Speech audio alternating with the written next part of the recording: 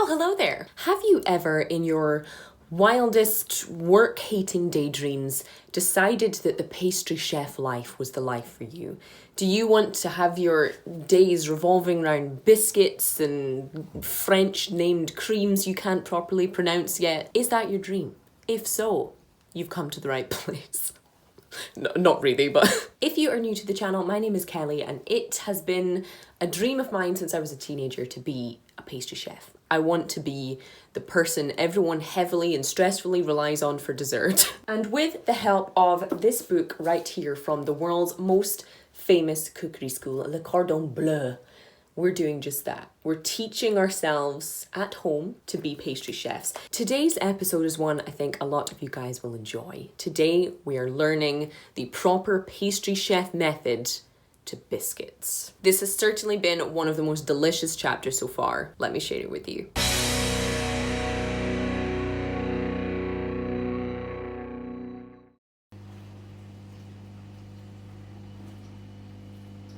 Okay, we are beginning our foray into the world of sort of fancy biscuits with two recipes today. We're going to be tackling a classic kind of French shortbread made a little bit fancier with the addition of some fruitiness, and we're also going to be tackling what is kind of a staple American bake with a little bit more French finesse. The first recipe we're tackling are these apricot shortbread biscuits. Now, it does say in the recipe, and thankfully for me, because I was not able to find any apricot jam, we're actually going to be making strawberry shortbread biscuits. But that is absolutely fine. Let me show you guys where we are with this so far. So the shortbread begins by beating together some butter and sugar just until they're kind of nice and fluffy. To that, we add some ground almonds, a little bit of egg, usually just a yolk and like a tiny bit of the white, before adding some salt, some flour, and there you should have a nice sort of crumbly shortbread dough. I then kind of wrapped this up in some cling film as advised and chilled it in the fridge for an hour. After the very cold hour it experienced in the fridge, the dough was kind of rolled out and I stamped out, I think it was about 14 discs from the dough. I only made about a half batch of the full recipe because there are only two of us in this flat and we really didn't need 14 jammy biscuits, to be perfectly honest. So after stamping these out, I had to stamp the centers out of half of the discs. Now, I made the mistake of using the lid of a container because it was the smallest kind of cutter I could find. It's a little bit big, but I think it should still work fine. This was all then baked on a tray for 10 minutes, a very brief baking time, but very important. We then cooled them. The stage after this involved heating my Scottish strawberry jam, not the French apricot jam I was supposed to use, just until it's kind of a bit more runny. We then sieved the jam to make sure it was nice and seedless and smooth. We brushed this onto our cooled biscuits, not spooning or spreading, literally just brushing it, before placing the kind of cut out or stamped out biscuit bits on top that had just been dusted with some icing sugar, especially helpful considering I broke one and burnt one of them. And then we just had to spoon a little bit more of that sieved jam into the center to give it a nice kind of a rounded, shiny interior. So come with me, let me show you our biscuits. So here we have the biscuits as they are now. Now, as I said, one of them did break and this one is kind of burnt, but you can't really tell because of the icing sugar, it's fine. Despite the fact they obviously aren't the same color they were in the book, I don't think they look too bad. They also used a fluted cutter in the book, which I kind of should have done because they definitely don't look as super professional. Let me eat this kind of burnt one so that we get rid of it fastest. But let's see if our little kind of strawberry jam shortbread things are any good. Okay, they taste and even feel fancy. Even though both of those layers of shortbread are super, super fine, they have kept that glorious crumbly quality that good shortbread should have to it. I am really, really happy with the first biscuits from our biscuit section. Long may it continue. The second biscuit we are making in our biscuits chapter are these chocolate chip walnut cookies. Fairly kind of standard cookie dough in that it begins with butter and 2 kinds of sugar. Now they ask for icing sugar and unrefined raw sugar. Now this is always either tricky or expensive to get a hold of, and honestly, brown sugar does a pretty good job of it anyway, at a fraction of the price. So that's what we used. Add a little bit of egg, followed by flour, salt, baking powder, and then you mix that into a dough and then chuck in 100 grams of chopped walnuts and 100 grams of chocolate chips. I used a sort of milk to dark chocolate, about 50%, so in keeping with the slightly more refined theme. Rather than the dough then being kind of scooped or dolloped or shaped into mounds on a tray and then baked, they are rolled into a log, wrapped in cling film, looking a bit like a haggis in this picture, to be perfectly honest. The dough is then chilled for 12 hours. 12 hours. Sliced and then baked. Now, this I'm really, really intrigued by. Initially, I kind of rolled my eyes, but then I remembered how good the 12-hour chilled brownies were from the chocolate chapter of this book. So we've done it. So this is roughly what we are working with. The walnuts and chocolate chips maybe could have been a little bit smaller because they did make chopping it evenly quite difficult. Either that or my knife isn't sharp enough. Also a strong possibility. So I have a feeling these are going to spread a little bit. So I'm going to bake just the first batch. I'm not going to kind of squeeze them all into the same tray. I'm going to bake this batch while I keep these in the fridge and then bake them afterwards. Wish them luck. The real benefit to chilling the brownies last time was the texture it gave them. Not only does it give the ingredients time to kind of break down and meld into each other, to kind of soften the effect of the flour, to reduce chances of crispiness, to increase the kind of gluten quantity in the flour to give them that lovely chewiness. It's got a whole kind of range of benefits that admittedly really worked in the brownies, so I'm hoping it will have a similar positive effect on our cookies, unless I have like seriously messed up the dough. Our cookies are baked, and you know what? They don't look too bad at all. So they've rounded out nicely. They didn't spread too much. They've kept that kind of little touch of crispiness at the edges and what looks like it's going to be some lovely soft chewiness in the middle. The chocolate chips and the walnuts are hanging out nicely on top. Sometimes when you bake cookies, everything sinks to the bottom and they look kind of just unappealing. These, because of that chilling time, they haven't kind of sunk or anything. They've stayed nicely in place. I'm so excited to try these. Bon appetit. Gorgeous kind of subtle crispness just on the edges and underneath. And that brown sugar and that chilling time has left the middle wonderfully soft, chewy, but also with an almost kind of shortbread-like softness to it. It's really good. The walnuts add a great little extra bit of texture. Very, very happy with these. Folks, we're back today for the third recipe of this biscuity little chapter. Now, as I probably mentioned in the intro of this video, this is kind of the last of the simple, straightforward grandma's kitchen style recipes. After this, things just ramp up to 100 really fast for no reason in particular. But to celebrate the end of our kind of simple transition period of nice, easy, leisurely Kelly's Day Off biscuits, let me show you what we're making. Today we tackle these vaguely haunting sandwich-style chocolate biscuits.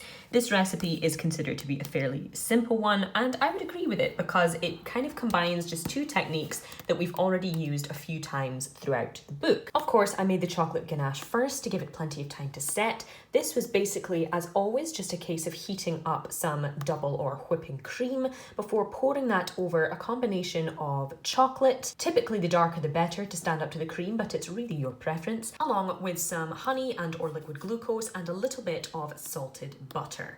And this you basically melt and stir together until it's fine, then you leave it until it gets to a lovely, thick, kind of spreadable, shiny consistency. And for the sweet pastry dough, because I have the blessing that is a wee food processor, I basically chucked all of the ingredients except from the egg into this, blitzed it up until it was a sort of breadcrumby consistency. You then add your egg and turn it into a pastry dough, which you then roll out, stamp out kind of an even amount of circles, and from half of those circles, the book wanted you to make these into this kind of spooky, terrifying face that for some reason doesn't even have a smile. It's just this ghostly, empty Legend of Zelda character looking mask that I really hate. And plus I didn't have any like straws or tiny cutters, so being me, I decided to stamp out some stars instead, which honestly looking at them now is perhaps a bit kind of Christmassy for the end of May, but you know what? They're still going to taste the same. And these basically go into the oven for a super short baking time, kind of 15 minutes at the most, because you don't really want these to colour at all. You want them to stay relatively pale. And then you sandwich them with your ganache, and this is where we are now. Took a little bit of liberty with the decoration, as I said, because the faces I'm just not vibing with, even if I did have the cutters for them. Having all these extra kind of stars stamped out, some of them I will obviously just snack on, but others I was kind of like, what if I just add a jaunty angle to the biscuits? And because I couldn't decide if I hated it or loved it, I've left things half and half. Do let me know in the comments which you prefer though. Smooth chocolatey ganache, just enough richness, just enough sweetness, and a glorious kind of texture contrast between the soft chocolate and the crunchy buttery biscuit. It was never going to be bad. Folks, can I interest you in a chocolate banana Brittany shortbread? I'm glad.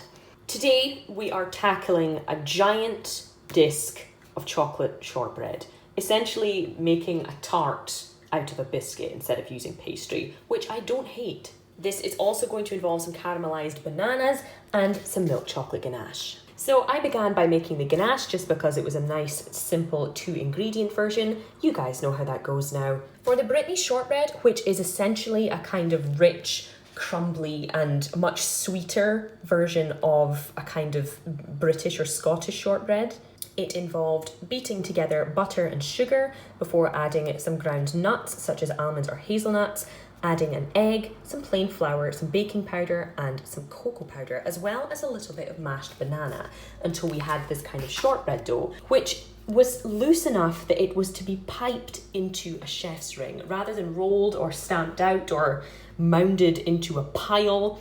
This was piped into a chef's ring and then baked as a big swirly thing. Once that was baked and out of the oven, we caramelized some bananas. This involved slicing up the bananas and cooking it in a kind of shallow frying pan with some butter and some sugar until it was this nice kind of caramelized mixture. Now the recipe recommended adding a couple of tablespoons of Malibu to this. I didn't have any Malibu, nor do I love Malibu, so sticking to the Maverick baking and Scottish theme of my life generally, I added some whiskey instead, and let me tell you, it was a fabulous decision. Once everything was kind of cool enough, the caramelized banana mixture was spread all across the top of that Brittany shortbread disc before piping on the chocolate ganache. Now, mine definitely did not look as fancy and elegant as the kind in the book did. I think they whipped their ganache a little bit more, which I kind of neglected to do. Also, it was very, very warm the day I decided to do this, so the ganache was a little bit softer than I would have liked, but we still ended up with a lovely chocolatey banana Brittany shortbread.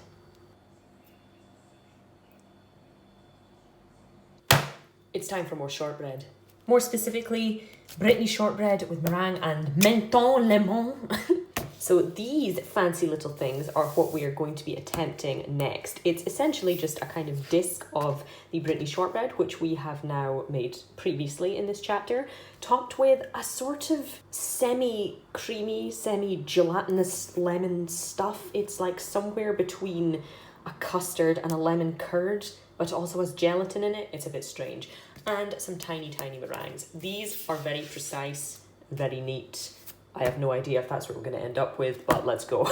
So this recipe starts out by making just a whole host of tiny wee meringues, just using 2 egg whites and sugar, beating those egg whites just to oblivion until they reach that kind of soft peak stage, and then adding caster sugar and icing sugar until you have a kind of French meringue mixture. Now, some of these are piped into elegant little blobs, and the other was kind of to be spread into a flat, even layer on the tray and then scattered with some chopped pistachios. 1 teaspoon. That's it. I had to buy a whole bag of pistachios just for that. And then they were baked, as meringues are, a kind of low and slow temperature. The Brittany shortbread was just a case of mixing together ground almonds, lightly salted butter, sugar, some egg, some flour and some baking powder, and then piping these into little kind of swirly discs, baking them for about 20 minutes, and then we had some shortbreads. The lemon cream was a little bit more kind of involved. We had to beat a few eggs with some sugar just until it was kind of pale and moussey and fluffy. To this we added corn flour, then threw some lemon juice and zest into a pan to bring it to a boil, all while doing this kind of stuff in the other bowl, adding the lemon stuff to the egg stuff, adding the lemony egg stuff back to the pan and heating it until it was hot enough to add the gelatin. It was a whole process. Folks, I won't lie, we've gone a little tiny bit haphazard with these. So I felt like everything was going kind of well. I'm really happy with the meringues. I think they've turned out kind of nice. My ones are a little bit kind of dumpier than the very elegant, lovely ones here, but I still think they're kind of neat by my standards and they're kind of cute. The thing that is annoying me is that even though everything else has gone reasonably well, the kind of lemon cream, it went into the fridge absolutely fine. Smooth, the kind of consistency was great. It's come out of the fridge a few hours later and it's just unsalvageably not smooth. And it's not that it's unpleasant to eat, it's not that it's separated and it's still holding its shape really well. I don't know if the gelatin's just reacted badly, I don't know if I overheated anything. The good news is it still tastes fantastic. But sadly, it has meant that the elegance of the book's picture is not quite what we have here. But that aside, the shortbreads have turned out smelling amazing. They're absolutely light as air, and aside from the appearance, I think these are going to be pretty good. Shall we taste one? And to be completely honest, I'm not even entirely confident as to the best way to eat this because the topping is just that little bit too heavy for the shortbread. I guess it's just going to be a big old mouthful. I don't care about the appearance. That is banging. The shortbread is so kind of crisp and light, but still has that lovely kind of butteriness and satisfaction that shortbread brings that other biscuits just don't. The meringues are that nice mix of crisp and chewy, and the lemon cream, just sharp enough, just sweet enough. This is so kind of summery and perfect. Do I consider it a biscuit? Definitely not. It feels like a tart. But it's absolutely incredible. Folks, it is time for the final recipe in our biscuit chapter of teaching ourselves to be a pastry chef. Kind of. Let me show you what we have made today. Brittany shortbread style tart with fresh fruit, and we're gonna ignore the caramelized pineapple bit because my local shops had no pineapple. The sun comes out in Scotland for several hours and people clear out all the fruit apparently. But this is roughly what we are looking to have by the time our recipe is finished. So this is made up of 3 components. We have a Brittany shortbread pastry. Now so it starts by mixing together just some very room temperature butter, some icing sugar and a little bit of vanilla extract, to which we add an egg yolk. Then we add our flour and our baking powder, and you have this kind of very wet biscuity dough. What we do with the biscuity dough is we then pipe it into a chef's ring adjusted to 22 centimeters, and we kind of pipe a spiral of this biscuity pastry stuff into it and whack it straight into the oven. While that was cooking, we made the second element being pastry cream, which in this picture in the book you cannot actually see at all. This consisted of milk and butter and vanilla just being warmed, and meanwhile whisking together 2 egg yolks with sugar, plain flour and corn flour. You then pour the hot milky mixture into the yolky mixture, then pour it all back into the pan and whisk it very violently until it turns into a nice thick pastry cream, which you then cover directly with some cling film and allow to cool and then chill in the fridge. And once the pastry cream has chilled and your biscuit has kind of cooled and set properly and you've taken the ring off, it's time to assemble it. I tried using a piping bag and then just kind of thought, why am I doing this? Because it's going to be covered in fruit anyway. But I tried to be a bit pastry chefy and piped a kind of big spiral of the pastry cream on there and then chucked on a load of fresh fruit, being some fresh Scottish blueberries, some frozen raspberries I had at the back of the freezer, and some fresh strawberries, just to kind of mimic as much as possible the image in the book without the pineapple, sadly, because I do love pineapple. This is our Brittany shortbread with fresh fruit and stuff, or whatever this recipe was called.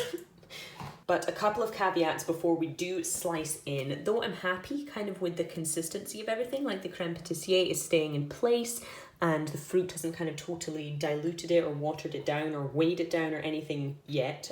I'm very happy with the shortbread in principle, but when it came out of the oven after its first 25 minutes at the suggested temperature, it was still soft in the middle. And I mean soft, like even I wouldn't eat it soft. So I put it back in for another kind of 15 to 18 minutes.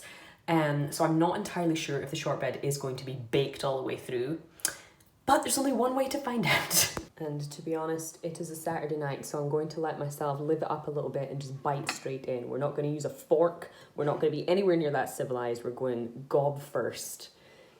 I regret this decision already. Much like the little kind of lemon shortbread tart things we made as the kind of penultimate recipe, this is just making me turn against short crust pastry. Because shortbread, being biased, being Scottish, I know, I will give it a lot more credit than it perhaps deserves. But to me, the pastry is always the best part of anything, whether it's sweet or savoury. If there's pastry involved, I almost always want more. I know that there's considered to be skill in making pastry very thin, very slight, very crisp, but this is essentially like a Pizza Hut deep dish fruit tart pizza, if you catch my drift. It's super thick with shortbread. Though the shortbread did take a little bit longer than expected to bake, I genuinely think it was worthwhile. I'm personally a big fan of this. If you like biscuits and if you like a big, super stodgy, heavy, buttery shortbread that also has a kind of light finish to it, but that goes kind of very well with all the fresh fruit and the lightness of that pastry cream, this is a winner. It's definitely a winner. And I'm very happy to say that that is the final recipe in biscuit month, or whatever I decided to call this video. Folks, we are done with biscuits officially. This has definitely been, from all of the easy stuff to the really fiddly stuff, this has been probably the best balanced episode yet, on the balance of enjoyment of baking and the enjoyment of eating. Hasn't been anything too crazy, and we haven't had any crazy fails, which is always a relief.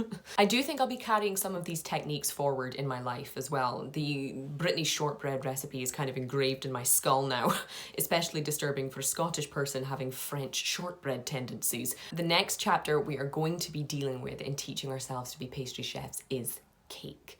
Another subject which can be something super simple or something extremely extravagant and wild. So I'll be sharing that episode with you guys in the next few weeks. But in the meantime, thank you guys so much for watching. Don't forget you can always support the channel on Patreon via the link in the description box below. There you can get exclusive access to recipes. You can get early access to episodes of the Sweet Nothings podcast before anyone else. And of course, you can help support the channel in all of its baking and chocolatey endeavors. But that is all I have time for in this chapter, guys. I will be sharing the next one with you as soon as I can, and I will see you then.